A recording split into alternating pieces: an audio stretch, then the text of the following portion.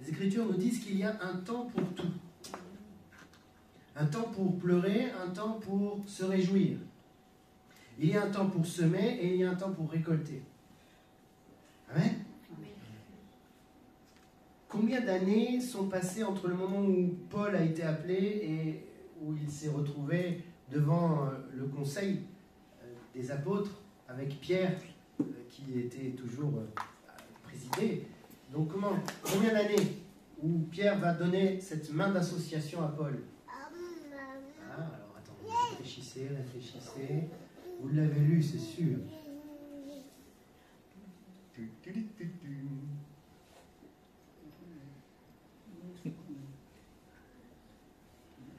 Vite, cherchez vite, non? Allez, on va faire les enchères. Qui dit 1? Qui dit 2? Qui dit 3? Oh, jusque la personne. Qui dit 4? Qui dit 5 alors? 6? On a 30 à ma droite. Ah, on me dit c'est pas ça à ma gauche. Alors combien? 5 ans. 5 ans à ma gauche. Combien? 12 ans. 12 ans. 12 ans à ma droite. Alors moi, pas à l'extrême droite, à ma droite, c'est l'hémicycle. Hein. Attention, on a le centre qui a dit 5. Bon. L'extrême centre, il ne veut pas dire quelque chose? 14 ans. On n'était pas loin avec 12 ans. Il a fallu 14 ans de travail pour Paul pour qu'un jour il puisse revenir à Jérusalem. Pas parce qu'il l'avait décidé lui-même, mais parce que le Seigneur l'a renvoyé à Jérusalem. Donc il a fait 14 années de travail pour qu'à un moment donné, l'apôtre, le conseil des apôtres puisse dire « Nous reconnaissons ton apostolat ». Là, ils n'avaient pas trop le choix, on va dire. Hein. Il y avait combien d'églises qui étaient sorties du travail de Paul? Des dizaines. Alors, quand on parle de l'église de Corinthe, c'est en fait les églises de Corinthe. Corinthe était le chef-lieu, comme pour nous ce serait Chartres. Eh bien, quand on disait l'église de Chartres, c'est pas qu'il y avait une église à Chartres ou une église à Corinthe. Non, c'est qu'il y avait l'église qui dépendait du chef-lieu de Corinthe. Et il y avait plusieurs petites assemblées, d'accord? C'était un nombre incalculable, quasiment, de chrétiens. Et lorsqu'ils se rassemblaient, d'ailleurs, au temple à Corinthe, c'était énorme. Le temple était énorme. 14 années. Et nous rentrons dans notre... bientôt, on va finir notre 12e année d'existence de notre assemblée. Je crois qu'il y a des temps que Dieu marque, des temps que Dieu prévoit. Et je crois que quand on regarde le parcours de Paul, on voit aussi des moments où il aurait pu se décourager. Hein. Il évangélise, il se lève, il évangélise dans une ville, et qu'est-ce qu'on lui donne en retour? On le lapide. Chers amis, lapider, c'est pas juste on te met dehors. Non, c'est on te traîne dehors, on te jette dehors, et là on te lance des pierres, des grosses comme des oranges ou des pamplemousses, hein, pas des petits cailloux. D'accord, c'est pas des petits gravillons qu'on te jette, et puis non, ce sont des pierres, et on te les lance avec force et haine. Avec toute la force et la méchanceté qu'il peut y avoir à ce moment-là, la colère qui peut habiter les personnes, on lance des pierres. Et on va le laisser pour mort. Mais imaginons, parce que souvent on lit ça un peu rapidement, on voit que Paul, voilà, a été lapidé, tout ça, il se lève. Alors effectivement, on ne peut que se réjouir et se dire, Seigneur, je veux être aussi comme Paul. Parce qu'il se relève, déjà, on ne nous parle pas de blessure. Donc on peut penser, on peut supposer, puisqu'il se remet à marcher, que pas de problème, aucune blessure. Il fait quoi? Oh ben voilà, la poussière sur mon vêtement maintenant. C'est tout ce qu'il fait, et il repart. Waouh, quel miracle!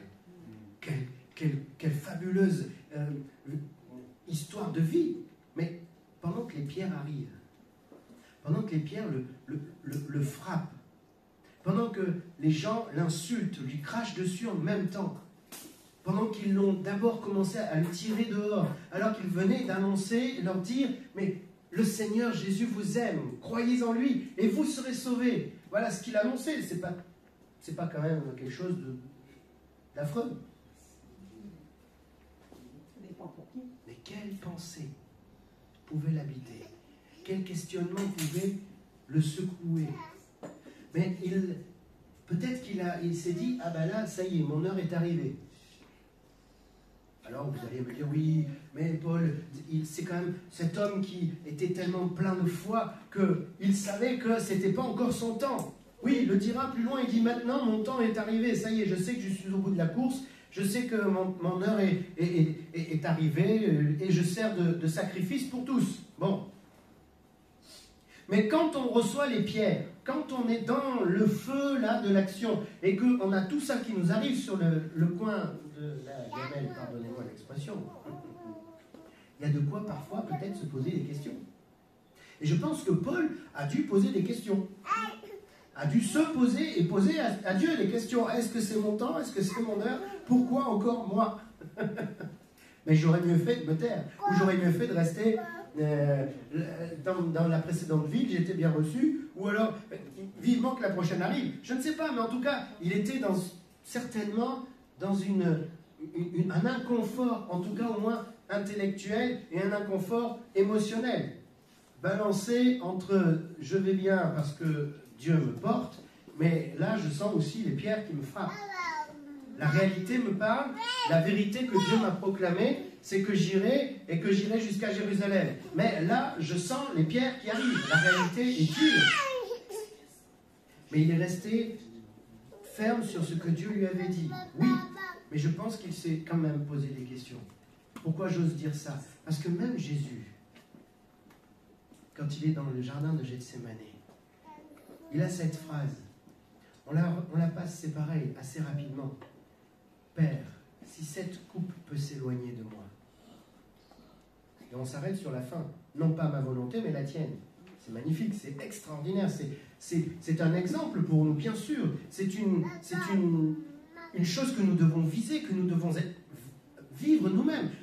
Nous approprier. Je cherche le mot exact. Je dois faire cette phrase mienne. Mais il a dit avant, Père, si cette coupe peut s'éloigner de moi. Si elle peut s'éloigner de moi, ça veut dire que s'il y a un moyen de faire autrement, je suis preneur, parce que là, ça commence à peser déjà. Donc, si Jésus a pu exprimer cela, alors j'imagine Paul. Et nous, chers amis, on n'est pas plus que Paul, on n'est pas moins que Paul, mais Paul peut-être a fait des choses extraordinaires, oui, elles sont marquantes, mais nous, dans notre vie, nous faisons aussi des choses, je le crois, extraordinaires, et qui, je le crois, sont marquantes pour des bien-aimés que nous croisons, des personnes que nous côtoyons. En tout cas, c'est l'objectif. Pas pour nous-mêmes, mais pour la gloire du Seigneur. Mais nous pouvons aussi avoir parfois ces moments qui nous titillent, qui nous taraudent. Mais nous devons rester sur cette idée que, et je bénis le Seigneur parce que nous avons pu le faire ensemble. Tant que Dieu n'a pas dit que c'était terminé, rien n'est terminé. Tant que Dieu n'a pas dit que c'était la fin de l'histoire, ce n'est pas la fin de l'histoire. Quelles que soient les circonstances, quelles que soient les apparences, quelles que soient les réalités, qu'elles soient dures, qu'elles soient faciles, qu'elles soient... Parce que parfois, la facilité est un plus grand piège que la difficulté. Parce que la difficulté, elle nous pique tellement que, Seigneur, si tu pouvais enlever cette écharde-là qui me pique. Mais si on est dans la facilité, Alléluia, Alléluia, Alléluia, Amen, Alléluia, Alléluia. Et là, nos émotions peuvent parfois nous tourner la tête. Et on se retrouve, on est... je suis perdu là, tiens, ils sont où les copains? On doit être prudent. Amen. Mais je bénis le Seigneur parce que nous sommes là. Parce que, je vous le dis et je vous le redis, je vous le disais, je le redis, je sens là au fond de moi. Nous sommes dans un temps nouveau pour notre assemblée. Nous sommes dans un temps nouveau, une nouvelle saison. Alors, fut une époque, et mon épouse en est témoin, j'aurais moi-même vomi ces paroles-là. Une nouvelle saison. Je l'ai tellement entendu. J'aurais vomi ces mots-là. Mais là, je le dis avec assurance. Oui, nous rentrons dans une nouvelle saison pour notre assemblée. À nous de saisir cela. À nous de le prendre et de le faire nôtre. On a commencé par changer le nom. Et je vous assure, officiellement, c'est fait. Voilà, il nous reste juste à finaliser les papiers officiels et puis à les déposer en préfecture et avec peut-être un dossier, je ne sais pas, c'est pour ça qu'il faut qu'on voit. Il y a peut-être un dossier à remplir pour le fait de changer le nom, mais bref, peu importe, ça c'est de l'administratif. Mais la décision, elle a été réfléchie, on a travaillé ensemble, on a vu des choses et puis on a pris la décision à l'Assemblée Générale. Donc c'est acté, c'est fait. Et le changement de nom, le changement de logo, la revisite de notre vision, la réappropriation de notre slogan et puis de nos valeurs, c'est tout cela qu'on va mettre en œuvre pendant ce début de nouvelle saison. Mais à nous de chercher, à nous de le prendre, de le faire nôtre. Vous savez comment elle fait la vache? Elle broute. Alors elle broute le maximum qu'elle peut brouter. Elle broute, elle va remplir quoi? Pas son estomac, la panse. Elle va en mettre. Vous voyez, j'en ai plein la panse. Ben, ça vient de là. La vache, elle broute, et après, elle se pose. Et là, on la voit qui mâche. C'est bien la vache. Dans un sens, et puis dans l'autre. La gymnastique de la mâchoire, c'est bien aussi. Mais qu'est-ce qu'elle fait? Elle mâche quoi? Un chewing-gum? Bah non. Elle régurgite l'air de sa panse qui a été commencée à digérer. Elle continue maintenant de son travail. Et elle mâche l'herbe. Elle la broie. Et cette fois-ci, elle ne va pas la ravaler dans la panse, mais dans son estomac. Et ça va être digéré. Et elle va en prendre tout ce dont elle a besoin. Et elle va même fabriquer, pour certaines, du lait. Waouh! Que de bénéfices! Certaines vont faire une bonne viande, d'autres du bon lait. Et qu'est-ce qu'on fait de bonnes choses avec tout ça? Alors qu'on parle d'un brin d'herbe. Le brin d'herbe on peut piétiner, on peut négliger. Mais elle va le manger, enfin, elle va le brouter, l'avaler, le régurgiter, le mâcher, le digérer et en faire quelque chose de précieux. Parce que sans viande, sans protéines, on n'en est pas grand-chose, hein, les amis. Alors, peut-être que certains sont véganes ou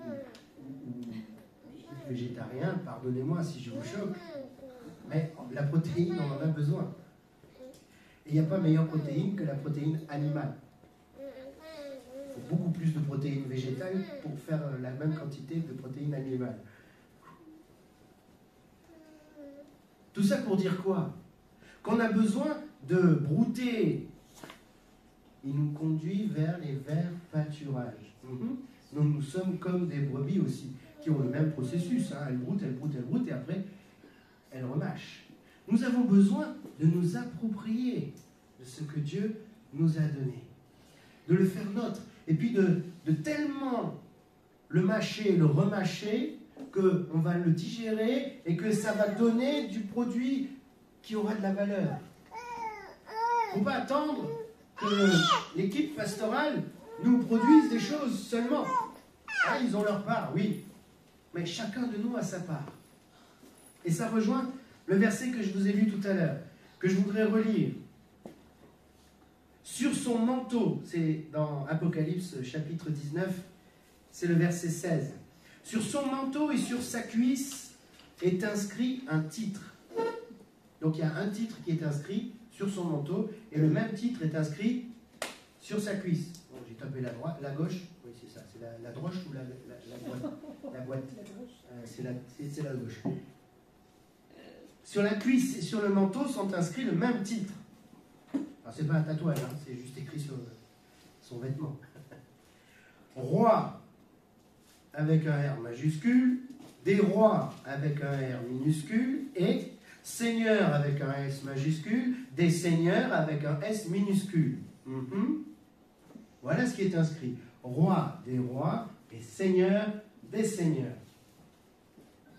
Alors, ça veut dire quoi? Merci Corinne. Tu suis. Et même tu me précèdes. De quelques microsecondes.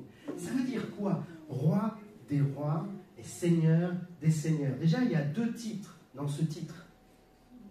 Il y a deux rôles, il y a deux fonctions. Il y a roi et seigneur. Qu'est-ce qu'un roi? Qu'est-ce qu'un seigneur? Et puis, il y a roi avec majuscule et roi avec minuscule. Le premier qui a la majuscule est au singulier. Le deuxième qui a la minuscule est au pluriel. Pareil pour seigneur, des seigneurs. Qu'est-ce qu'il y a derrière tout ça? Bien souvent, on pense que c'est seulement le fait que Dieu est au-dessus de toute autorité. Il est l'autorité des autorités. Oui, il n'y a pas de magistrat qui soit en place sans que Dieu ne l'ait permis et ne l'ait voulu. Mais ce n'est pas de ça dont on parle. Ici, il est question de Dieu et de ses enfants. Il est le roi des rois. Et il est le Seigneur des seigneurs. Nous sommes des rois. Nous sommes des seigneurs. Nous sommes appelés à exercer la royauté et la seigneurie que Dieu nous demande d'exercer. Lorsqu'il crée l'homme, il lui dit, tu vas dominer et assujettir. Ah, et là on retrouve encore deux objectifs. Eh bien, dominer, c'est le propre du roi. Un roi, il domine sur son royaume. Il domine, c'est-à-dire qu'il exerce son autorité. Le roi, il va défendre les frontières de son royaume. Il va sécuriser son royaume. Le roi, il va promulguer des règles dans son royaume. Il va avoir des relations avec les autres rois des autres royaumes, en leur disant, si tu approches, fais-le gentiment. Sinon, je t'expliquerai qui je suis. Le roi, il a pour mission de dominer, c'est-à-dire que tout ce qui est dans son environnement, et là où il exerce son autorité, eh bien, il a le devoir, et la priorité même pour lui, c'est de dominer. Mais dominer, ça ne veut pas dire écraser. Dominer, au sens où Dieu l'entend, ce n'est pas écraser. Lorsque Dieu exerce sa domination sur Adam et Ève, il ne les écrase pas. Comment il fait? Il domine par quel moyen? Si ce n'est que le moyen de l'amour. Dieu est le roi qui exerce sa royauté par l'autorité qu'il a et par la puissance qu'il a, c'est-à-dire l'amour. Il a tant aimé, et là encore une fois, il domine, il défend son royaume. Il a tant aimé qu'il a donné son Fils Jésus-Christ, afin que quiconque croit ne périsse pas, mais ait la vie éternelle. Il défend le royaume qu'il a, son royaume, la création. Il ne veut pas que la création périsse, mais il veut qu'elle soit sauvée. Donc il va tout faire pour que ce royaume soit mis en sécurité. Donc il va donner ce qu'il a de plus précieux, son Fils. Il est le roi et il dit à Adam, tu dois dominer. Alors nous aussi, nous devons dominer. Dorénavant, je vais prendre une canne comme le roi Soleil, j'aurai un trône dans l'église et je m'assiérai et je dominerai. Je ferai une grande estrade, puis bon, je toucherai le de la tête, le plafond, c'est pas grave, mais j'aurai une couronne, je vais dominer. C'est ça l'idée? Pas du tout. Je dois dominer, je dois être un roi avec un petit R, vous savez, vous connaissez la différence. Quand on prend un nom et qu'on y met une majuscule, ça veut dire que c'est un titre particulier. Ça veut dire qu'il y a presque, c'est comme si on associait le titre avec la personne. Le roi, avec un R majuscule, on sait qu'on parle du roi. Le roi du carnaval, bon, bah là, il a un petit air. Hein. C'est pas la même chose. On n'est pas sur le même niveau d'autorité. C'est pas du tout la même chose qui est représentée. Mais nous sommes les petits airs. Parce que nous sommes appelés aussi à dominer, mais pas à dominer autrement que notre Dieu domine sur nous. Comment il domine sur nous? Par l'amour, on l'a dit. Et nous avons à exercer cette même domination. Non pas sur les mécréants, les méchants, etc. Non, sur notre environnement, là où Dieu nous a placés. Nous devons dominer. Et nous devons dominer, c'est-à-dire nous devons tout faire pour être leader et non pas subir les événements, mais conduire les événements. Parce qu'il dit, tu domineras sur les oiseaux du ciel, le bétail, les poissons, etc. Tout en fait, tous les environnements, que ce soit l'air, la terre, la mer, l'homme est appelé à dominer. Est-ce que c'est seulement dans le domaine concret? Non, moi je crois que ça nous parle d'abord spirituellement. Les choses qui volent, les êtres volants, ça nous rappelle quel domaine, si ce n'est le céleste, le spirituel en tout cas. Nous sommes appelés non pas à subir, mais à dominer. Parce que notre Dieu ne subit pas. On pourrait croire que Dieu a subi un petit peu un temps, que le diable a fait ce qu'il a voulu, il a... Hop. Non, à aucun moment Dieu n'a été dépassé. Dieu n'est pas ce qu'on représente de lui, ce vieux papy assis sur une vieille chaise, un vieux trône, avec une barbe longue jusque par terre, et vous savez, un peu le père Fouras, là, ou là, les druides, là, Panoramix et compagnie. Non, rien à voir. Dieu, c'est Dieu. Mettez l'image que vous voulez sur lui, si ça vous aide, et ça nous aide tous, d'avoir une représentation mentale de lui. Mais il n'est pas, surtout pas ce vieux papy gâteux qui a échappé les choses à un moment donné et qui, in extremis, les a reprises. Non, Dieu maîtrise, point. Il domine. Et nous sommes appelés à exercer ce mandat par son autorité, c'est-à-dire par son amour. Il nous a aimés, nous devons aimer. Nous devons dominer, nous ne devons pas subir. Alors pourquoi je vous dis ça? En lien avec ce que je vous disais tout à l'heure. Mais tout simplement, on ne doit pas subir, même notre assemblée. Chacun est amené à y dominer dans son domaine. C'est-à-dire à exercer l'autorité que Dieu lui a confiée dans le domaine qui est le tien. Quel est ton domaine? Quelle est ta compétence? Quelle est la façon que Dieu... Quels sont les dons que Dieu t'a donnés? De quoi Dieu t'a équipé? Je parle de l'Église, pas le lieu. Hein. L'Église, corps du Christ. D'accord? C'est vaste, hein, c'est beaucoup plus vaste que ces quatre murs. Hein. Quand on est dehors, on est toujours l'Église. Hein. Ne soyons pas des églisiens, comme disait un certain frère. Hein, les églisiens, vous savez, ils sont pieux là, ici, à l'Église. Et puis dehors, c'est une autre affaire. Ils ne sont plus ecclésiens. Voilà. Ne soyons pas ecclésiens, soyons chrétiens. Membres du corps du Christ. Alors oui, nous devons dominer. Nous devons dominer dans le domaine qui est le nôtre. Nous devons même exceller par l'amour qui est en nous. Et nous devons être donc ces petits rois qui sont sous l'autorité du roi. Nous sommes des petits rois qui sont envoyés comme une ambassade envoyée pour exercer de manière locale et très localisée l'autorité du roi avec un R majuscule. Et alors le Seigneur, lui, le Seigneur, c'est une autre chose. Assujetti. Ah, tiens, assujetti, les sujets. Ça veut dire que le Seigneur, il va s'occuper des sujets. Le roi, il a beaucoup plus un regard général et tourné presque vers l'extérieur, voyez-vous. Le Seigneur, il s'occupe de ces gens, de ces sujets. Il va prendre soin d'eux. Il va faire en sorte qu'ils ne manquent de rien.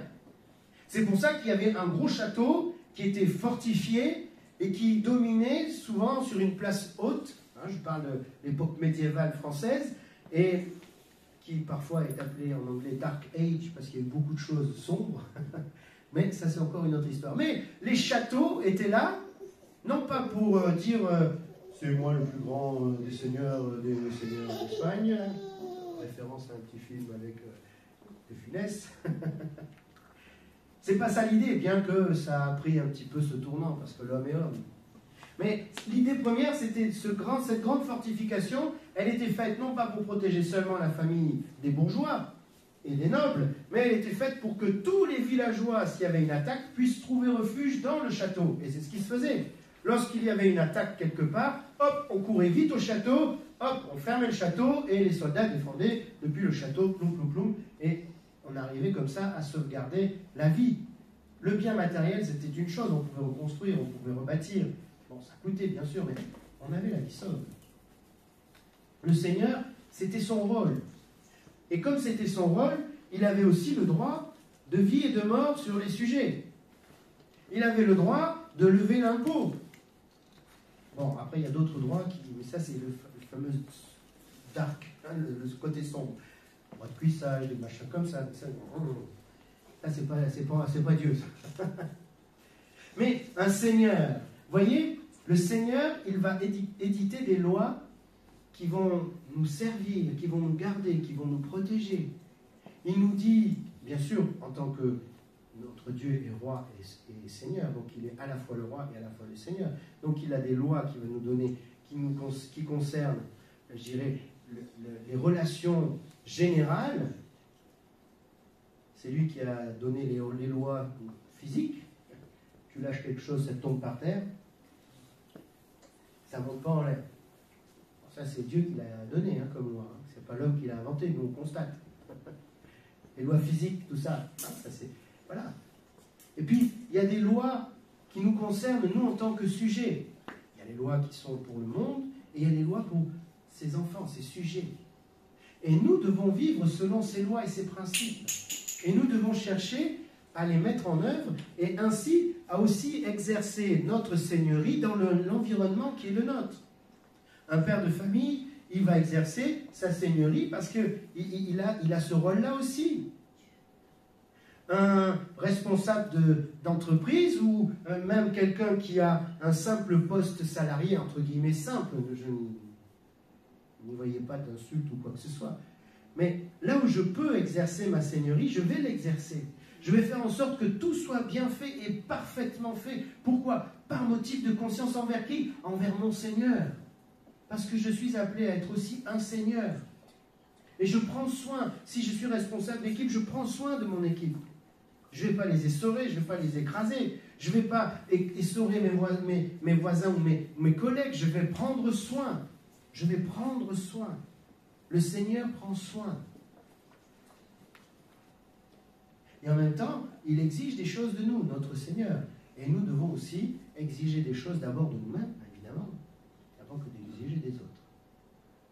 Mais je voudrais nous dire ce matin, nous ne sommes pas n'importe qui. Nous sommes des rois et nous sommes des seigneurs. Il y a même ce psaume, je crois, qui dit, non, c'est l'Ecclésiaste, vous êtes des dieux avec un petit dé, mais vous mourrez comme de simples princes. Ça s'adresse aux hommes. Hein. Vous êtes des dieux, mais vous mourrez comme de simples princes. Waouh! Nous, on est là, on se dit, oh, les anges, c'est super, machin. Mais les anges, ils nous regardent, ils disent, vous êtes des dieux, vous mourrez comme de simples princes. Oh. Oh. Qui sommes-nous? Quelle est notre position? Est-ce que nous comprenons bien que nous sommes en Christ? Christ qui est le roi des rois, le Seigneur des seigneurs. Nous sommes des rois et nous sommes des seigneurs. Ça ne veut pas dire qu'on doit être rempli d'arrogance, mais ça veut dire qu'on doit être rempli d'assurance. Et ça doit changer même notre façon de prier. Oh Seigneur,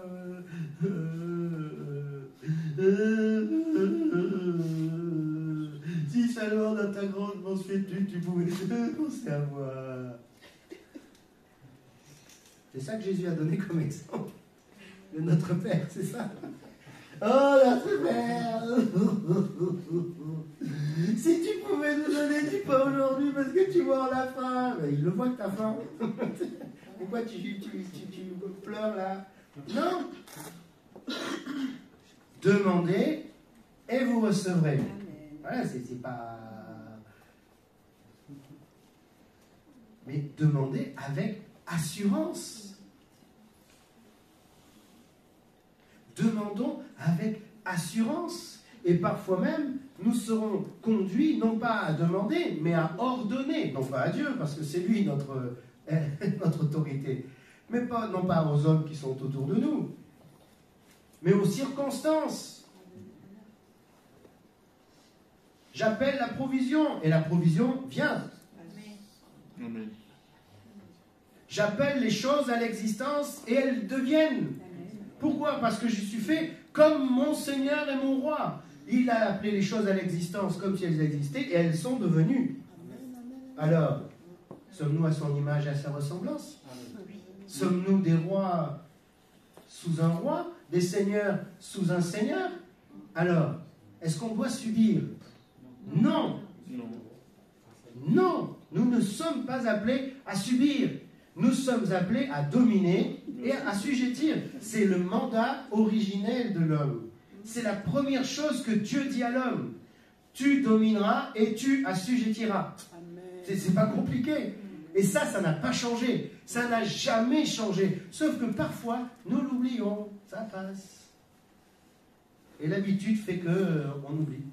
Et l'oubli nous amène dans l'erreur. Et l'erreur nous amène dans le trouble. Et le trouble nous éloigne de Dieu. Aïe. Donc il ne faut pas tomber dans ça. Il faut rejeter ça.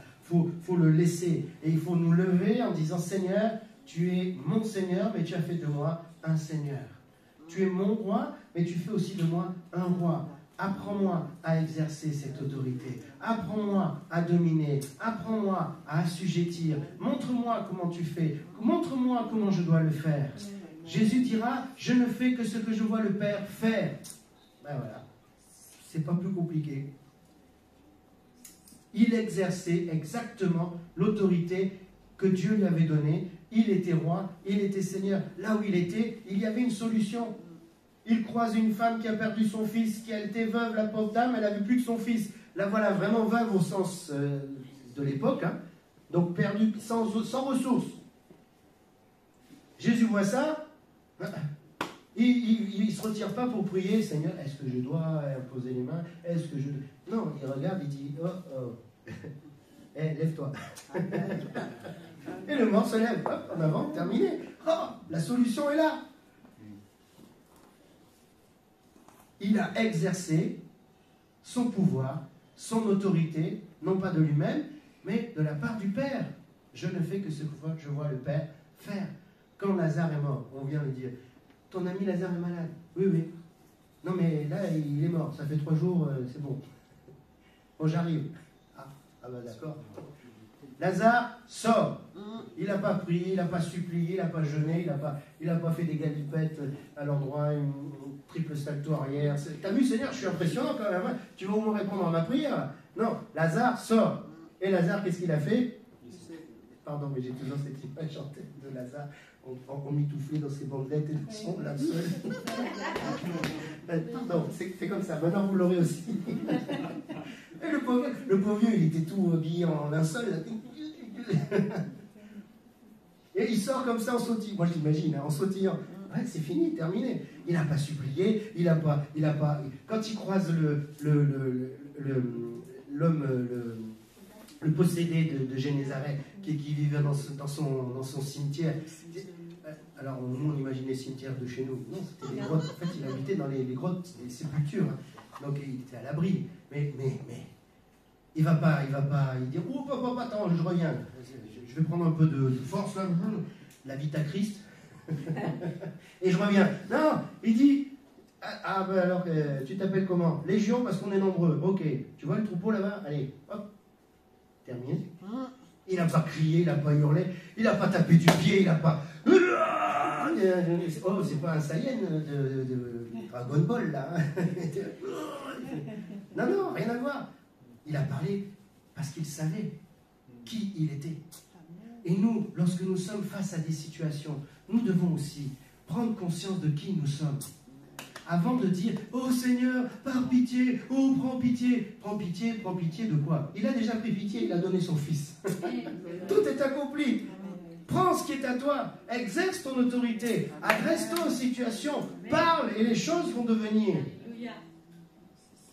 Alors nous devons aussi nous saisir de ce qui est nous, ce qui est notre du moins. Voilà, il a du mal à parler, monsieur, c'est l'heure. Nous devons saisir ce qui est notre. Cette vision, nous devons la faire nôtre. Si Dieu nous a rassemblés, c'est pas pour rien, c'est pas au hasard, c'est pas... Certains sont passés 10, 15 fois devant la vitrine. Jamais ils n'ont mis les pieds ici. Déjà, jamais ils avaient vu qu'il y avait une église, certains. 10 fois, 20 fois. Et puis un jour, paf, tes yeux se sont ouverts. Oh, il y a une église. Mais depuis quand? Oh, ça fait juste 10 ans qu'on est là. Alléluia! C'est le temps qui appartient à Dieu. Les circonstances sont dans ses mains également. Alors, réjouissons-nous, saisissons cela, faisons cela nôtre et agissons, parlons, manifestons l'autorité que Dieu a placée dans notre vie. Pas par notre propre autorité, mais par le nom de Jésus. Oh, on aura encore à dire, mais il est l'heure. Quand Élie, allez. Quand Élie et Élisée s'en vont, là, à un moment donné, ils traversent le Jourdain. Ils y vont à deux. Hein. C'est Élie qui est devant. Élisée, il suit. Oh. Ah oui, d'accord. Puis ensuite, qu'est-ce qui se passe? Élie est emporté. Hop là, alors certains disent que c'est un ovni qui est venu, puis qu'en fait c'est des ovnis et tout ça. Ouh là là, il y a une théorie, regardez pas trop ça hein, sur RMC, machin là. Ils ont des théories très bizarres. Pour eux, c'est en fait le char de feu, là, c'est un vaisseau spatial, voilà, qui est venu prendre Élie. Il voit beaucoup de choses. Bref, on va se contenter de ce qui est écrit, ok? Donc, c'est Dieu qui emporte Élie. Élie n'a pas connu la mort. Waouh, c'est beau, hein? Vous le voyez qui... Attention, ferme un peu les yeux parce qu'il y a de la poussière. Du coup, Élisée, il a regardé les yeux ouverts. Il a vu le manteau tomber. Il a pris le manteau au vol. Il l'a serré contre lui. En fait, il a fait quoi? Il a pris la vision d'Élie et il l'a serré et il l'a fait sienne. Et remarquez ce qui se passe juste après. Il arrive au fleuve. Ah zut, l'eau est revenue. Qu'est-ce qu'il fait? Il roule le manteau d'Élie. À l'époque, on roulait un rouleau de papyrus. On a écrit des choses, on le roule parce que c'est précieux. On le roule, on le garde pour soi. Il prend ce manteau, donc cette vision, cette façon de voir que Dieu lui a donné par l'enseignement d'Élie. Il prend cela et il dit, le Dieu d'Élie, c'est choquant. Le Dieu d'Élie, que le Dieu d'Élie, il a un... Non mais on va où là? Tu vas invoquer toi le Dieu de Nicolas? Merci Willy. Mais non, invoque pas le Dieu de Nicolas. Mais il invoque le Dieu d'Élie. Et il frappe la mer avec ça. Et la mer, elle s'ouvre. Oh, et il traverse tranquille. Qu'est-ce que ça nous montre? Qui est Élie? Élie, c'est Dieu, ça veut dire Dieu. Alors il n'était pas Dieu, mais il représentait Dieu. Il prend cette vision que Dieu lui a donnée et il marche avec ça. Et en fait, cela nous renvoie maintenant à quoi? À quel nom? Si ce n'est le nom de Jésus. Nous n'avons pas l'autorité de nous-mêmes. Élisée ne faisait pas de sa propre autorité. Il faisait parce qu'il avait récupéré ça chez Élie. Et nous, chez qui nous récupérons ça si ce n'est chez Jésus? Nous sommes en Jésus. C'est pour ça qu'on prie au nom de Jésus. On ne prie pas au nom de Jésus parce que c'est une formule magique ou alors le code de la carte bleue qui fait sortir les billets. Au nom de Jésus. Ouais, 100 balles, merci. Et encore, tu ne dis pas merci au distributeur.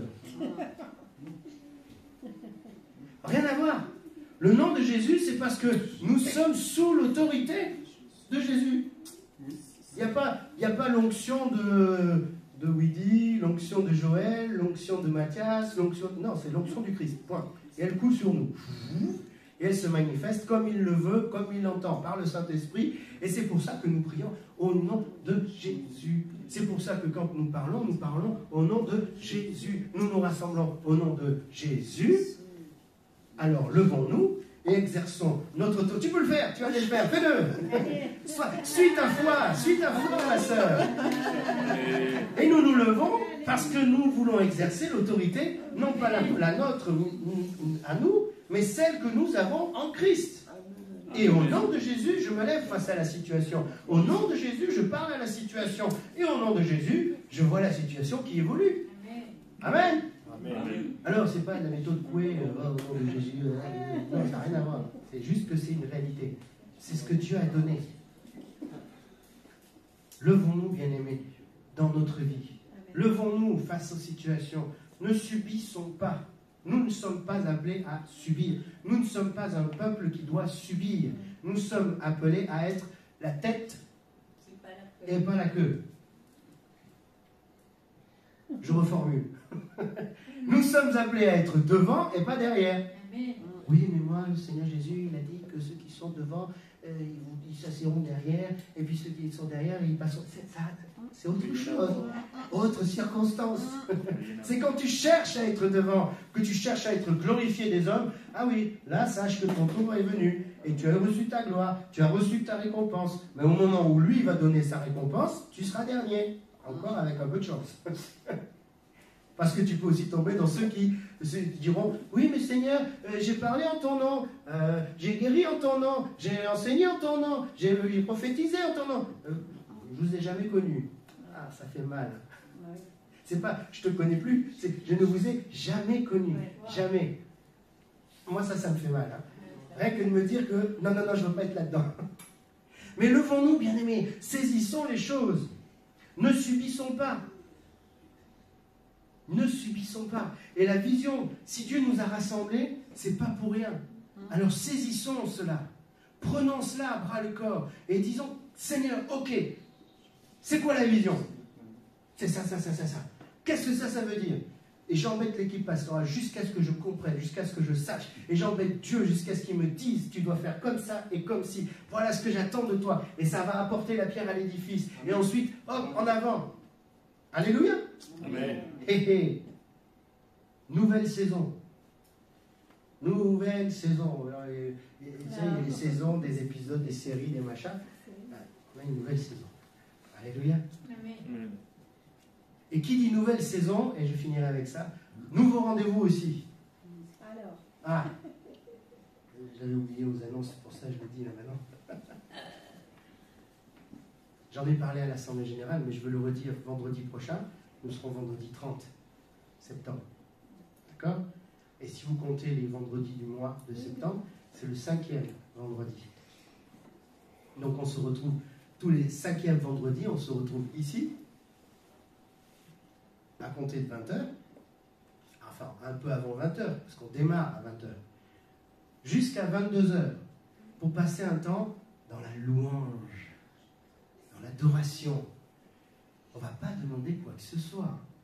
Venez pas pour intercéder. L'intercession, c'est mercredi soir. Là, on vient juste pour être dans sa présence, pour le louer, pour l'adorer. On va peut-être revoir des choses. On va avoir des petits temps d'exhortation, 2 petits temps, mais vraiment très court. Juste une piqûre de rappel, ou alors une piqûre, vous savez, les vaccins, ça va très vite. Hein. C'est pic, voilà, c'est fini. Bah, c'est pareil. Ça fait même pas mal, on sent même pas la piqûre. C'est après coup, on voit, oh, déjà une piqûre de rappel ou une première injection, peu importe. Mais ce qui compte, c'est qu'on soit ensemble. Et qu'on soit ensemble devant notre Seigneur, devant notre Dieu, devant notre Roi. 20h, 22h. On s'est balisé ces temps-là. Et tous les 5e vendredis. Et on a invité, vous savez, cette assemblée naissante qui loue notre salle de culte. Vendredi, ils étaient ravis. Timothée m'a appelé samedi, il me dit, écoute, franchement, mais ça change tout. Il louait Dieu, il me dit, soyez bénis, il n'arrêtait plus, je dis, alléluia, gloire au Seigneur. Et pourtant, ils étaient une petite poignée. Mais ils étaient bien, ils étaient heureux. Pour eux, c'est l'accomplissement de leur demande à Dieu. Donc, c'est extraordinaire. Donc, on les a invités, évidemment, à se joindre à nous. Seront-ils là, ne seront-ils pas là? Peu importe. Timothée, alors son épouse, que vous n'avez pas vue, c'est sa belle-sœur, vous avez vu certains, est enceinte, elle est presque à accoucher. On ne sait pas. On verra s'il est là, s'il n'est pas là. Voilà, donc prions pour eux aussi. portons-les aussi dans notre prière. Là, pour le coup, demandons à Dieu sa main, sa bénédiction sur eux, qu'ils prospèrent, qu'ils aillent de l'avant eux aussi. Et si Dieu leur a donné une vision qui n'est pas la nôtre, eh bien, alléluia, qu'ils puissent aussi exercer le mandat qui est le leur. Et nous, que nous puissions exercer le nôtre. Et c'est comme ça qu'on avance, un corps tout entier en mouvement, chacun faisant ce qu'il est appelé à faire. Le cœur bat, le muscle se contracte. Bon, mauvais exemple, les deux sont des muscles. Bon, le cœur bat et l'œil voit.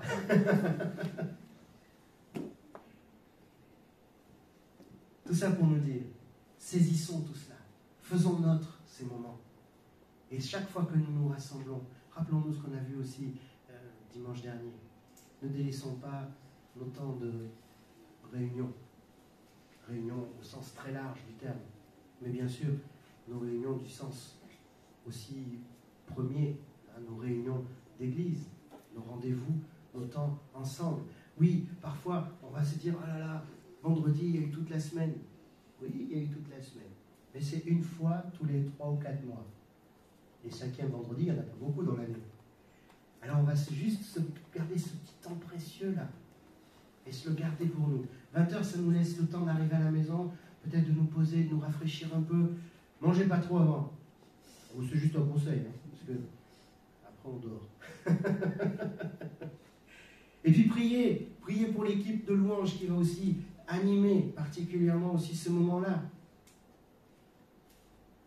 Et surtout, saisissons, faisons nôtre tout ça. Et Seigneur, ensemble, allons en avant, dominons, assujettissons cette semaine qui vient. Quand tu vois une situation qui te chagrine, c'est normal, il y a des émotions, on les vit, on les prend, et on est fait avec, c'est normal, et tant mieux, je dirais. Merci Seigneur. Les uns pleurent, les autres rient. Bon, eh ben, ceux qui pleurent sont soutenus par ceux qui rient.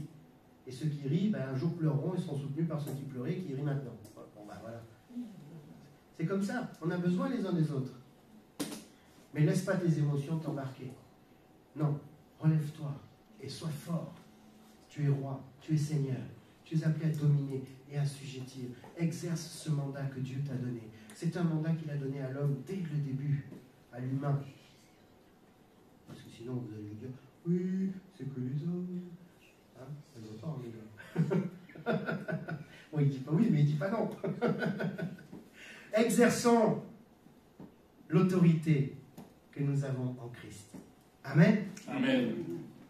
On se met debout au vrai sens du terme, si vous le voulez bien. Et on va exercer cette autorité tout de suite, là, maintenant.